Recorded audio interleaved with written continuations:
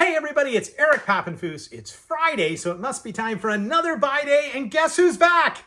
It's Amanda! Say hi, Amanda! Hello. All right, we missed you, Amanda. Now, Amanda's been behind the scenes editing these videos, but she hasn't filmed one in a while, and we've got stuff going on, so it's nice to have you back. It really is. Thank you. 2 weeks ago, if you watched Buy Day, you may have known that we were up at the Berry Hill Bookshop.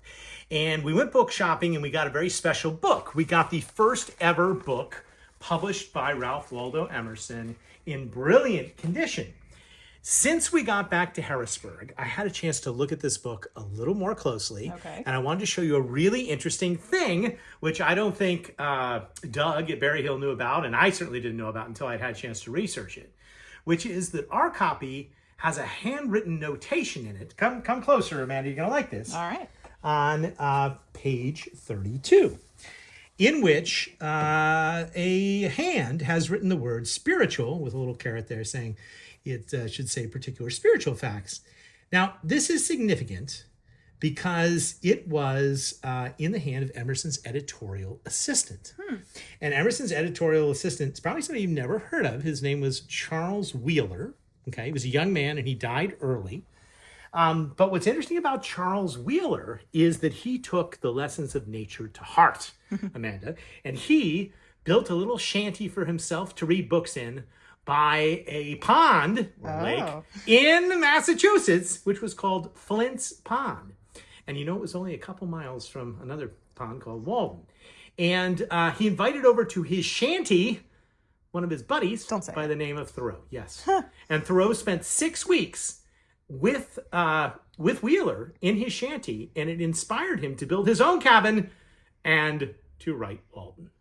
And believe it or not, he would have called Walden Flint because he wanted to build it at Flint Pond rather than Walden, but they wouldn't let him build another shanty. The property owners was like, one shanty is enough for Flint.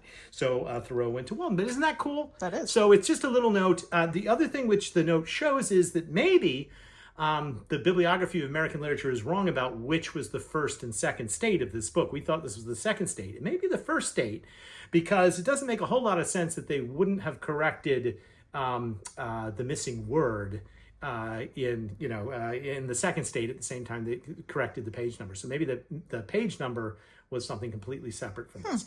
That is an esoteric commentary, but the point is it's a really cool little bit of handwriting. It's also not much known about Wheeler because he dies very young. He inspired Thoreau, of course, but that might be the only example of his handwriting. And it's in at least 3 other copies of Nature that have sold at auction over the years. The other interesting thing that happened today, was book buying. And I just want to show you this book which came in. This is a beautiful, beautiful book. And it is the first collected works of Francis Scott Key. Yeah. And it's in a beautiful binding. This was published after Francis Scott Key passed away. Now, sadly, it has an introduction by Chief Justice Taney, who was a relative, and it does reproduce, among other poems, the Star-Spangled Banner. And so this is considered the first book form of the Star-Spangled Banner, which was originally published in magazines, but then first collected in Francis Scott Key's complete works, which is cool. One little known fact about the Star-Spangled Banner, it mentions slavery several times after the first verse, which is repeated here. You get all the verses, all the stanzas. A lot of verses. And Key was, was pro-slavery. And at the time of the War of 1812, it was the British who were offering emancipation, not the Americans. So maybe it is fitting that Taney wrote the introduction, but nonetheless, it's a pretty cool book, right? Okay. Today, Amanda, is going to be dedicated to one of our famous authors at the shop. And I thought I'd start by asking you, other than J.R.R. Tolkien, who we can't keep in stock no matter how many copies of Lord of the Rings we have, other than him, do you know who our best-selling famous author is? Now, at the Scholar, we've got about 100 authors from Austen to Alice Walker, A to Z, and it's just a sort of random list. It's not meant to be totally comprehensive, but it's authors that we like and that we think are famous enough to be in the top 100. Which one do you think the back stock of sells the most? I'm just curious. I would guess, based on the turnover I've seen, maybe C.S. Lewis. C.S. Lewis is an excellent guess. Lewis and Tolkien are both up there. This one rivals that. Okay. And it's Kurt Vonnegut. Kurt Vonnegut. And Kurt Vonnegut today is one of those writers, especially sci-fi influence, that just we can't keep in stock. And it just so happens that good old Jeff made another visit to the bookstore. And you know, I know Jeff's watching, and I just want to thank him again for bringing the books. And last time he was here, he said, well, what other things do you want? And I said, well, how about one of our best-selling famous authors? You got any Vonnegut? And he said, oh, do I have Vonnegut? And he came back, and he brought us 4 incredible Kurt Vonnegut works, which I want to show you now. Now, this is amazing, Amanda. We're going to start with Kurt Vonnegut's first novel, which maybe isn't one that you've heard of. By the way, do you like Vonnegut? I've never read Vonnegut. Really? I think you would. I think you would like it. Okay. Most people have read a lot of people have read Slaughterhouse. Yeah. And I've read that. But his other novels are, he has a certain style, right? Almost absurdist style. And he's very accessible because, as you'll see with some of the books, you know, he has short chapters, and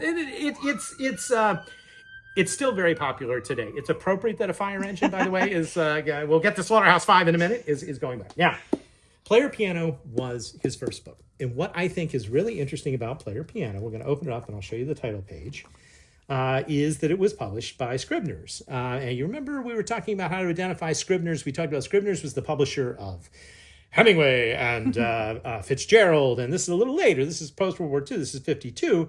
But we did look, and we said you got to have both the Scribner's seal and an A on the page if you want the real first edition. And this is an example of real first edition. It was his first book, and they did not expect it to sell very well, so they printed fewer than 8,000 copies, which is not a lot of copies of a book. And so this is a pretty rare book. And you know what else I like about this book, Amanda? You have no idea who Kurt Vonnegut is. You can find no information about Kurt Vonnegut in this book. There's the normal description of the story. There's lots of things on the back cover, but there's no photo of Vonnegut. There's no information about Vonnegut.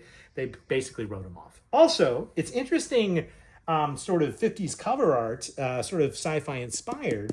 But at the time it was published, they weren't really sure what genre it was going to be in. And it was picked up by all the science fiction magazines. Those are the ones that reviewed it, liked it, encouraged people to buy it, and then reprinted it. So later copies were in like the Sci-Fi Book of the Month Club and in Sci-Fi Paperback with much more futuristic covers. But this is basically a novel about machines taking over the world, automation taking over the world, and my goodness, is it prescient. And what is amusing about the back is it talks about all these things. In this book, you will learn about the automatic train. Whoa. Oh, well, you know, that doesn't sound too surprising. Or the personality automobile. Look at this one, Amanda. Yeah. Which, when spoken to, flings open its doors and starts its motor and says, hop in. I mean, we've got autonomous cars today. Yeah. This was prescient, but also it's not all that surprising because everything came true. Yeah. It's also a story about how once automation takes over, workers are sort of devalued, and you have this great rift between the people in charge and everybody else whose work is not appreciated. Yikes. So it's a great book. Now, did it sell particularly well? No. Did he have trouble writing a second novel? Yes, he did. It took him a couple of years. And we get to this next first edition, which is really nice, which is Cat's Cradle. And this was not his second novel. It was going to be, but he kept postponing it. He wrote some other things in between, but he eventually got the Cat's Cradle. And one of the things about Cat's Cradle is now you get to see the author. There he is, but he doesn't look like the Kurt Vonnegut we know today, does he? In fact, there he is clean. He looks nothing. I would not have guessed that Kurt Vonnegut looked like that without the curly hair and everything else. So, but that's sort of cool. He's living there with his wife. There he is. Probably okay. This book begins to help him grow in fame and interest. If we turn to this book, you'll see it was picked up by a larger publisher, Holt Reinhardt.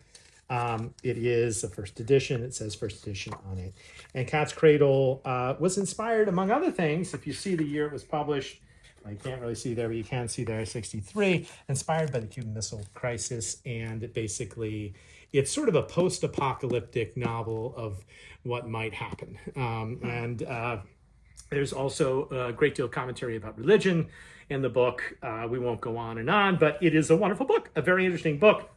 And it begins his habit of short chapters and sort of satirical, having hundreds of, and satirical commentary and humor that made him famous. You don't really see that in Player Piano, but you do begin to see it in Cat's Cradle, which is pretty cool.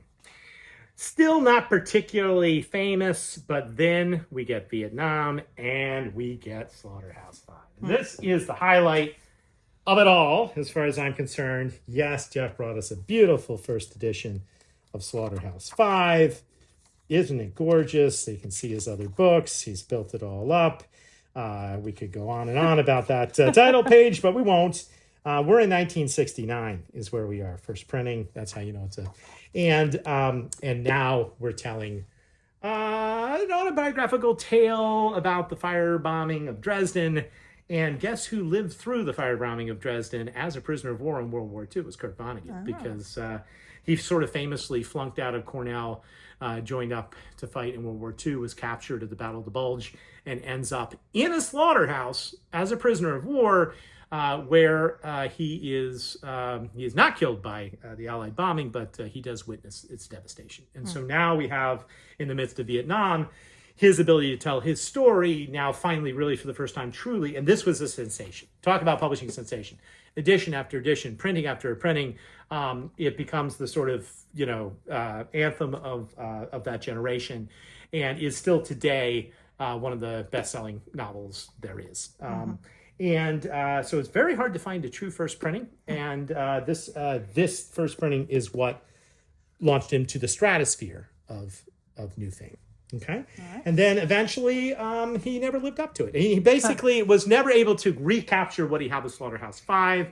His next novel, Breakfast of Champions, which we also have here, also courtesy of Jeff, was hard to write. He took a few years off. He couldn't quite do it. And it was a critical failure, although still popular. And, such is the life of a writer, right? You get your bestseller and then you get your thing. But Vonnegut, I want to show you these amazing books. They're all available for sale here at the Scholar, and he's an example of a modern author, a collectible author, whose books you can still find and still collect today, and still read and still enjoy. So, Kurt Vonnegut, today's topic. We're going to end with a funny book, also courtesy of Jeff. I'm giving him full credit for this week's Buy Day.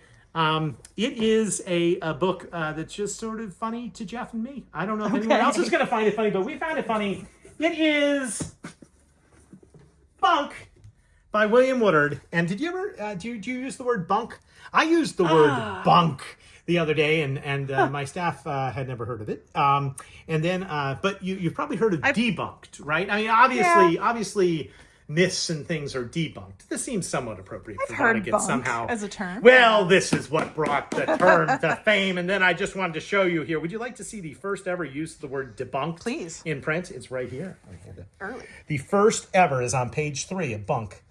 You have a debunking. That is it. So now whenever you hear somebody debunking somebody else, you will know that it grew out of this amazing book by W.E. Woodward called Bunk. Harper Brothers published in 1923. So it's actually a 20s word, debunk. Wow. Even though we use it a lot today. Our funny book of the week, available for sale. Well, there you go. That's another edition of Buy Day Friday. Thank you for watching. Thanks for being back, Amanda. We know you'll be behind the scenes. I hope you watch next Friday and every Friday at noon for more adventures in the world of books.